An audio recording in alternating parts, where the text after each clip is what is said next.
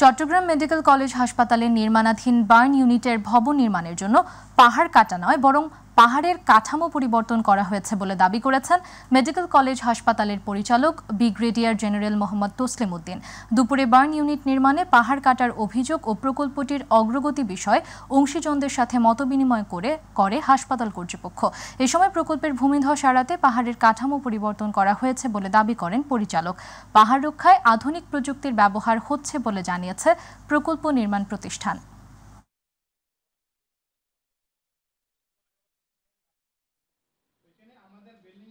এটা যাওয়ার পরে বিভিন্ন পত্র পত্রিকায় জয়েন হয়। রিজনের ম্যাডাম স্বাস্থ্য উপদেষ্টা ম্যাডামকে ফোন করে, স্বাস্থ্য উপদেষ্টা ম্যাডাম আমাকে ফোন করে ছবি সহ একটা পেপারের ছবি সহ আমার কাছে পাঠানো হয়।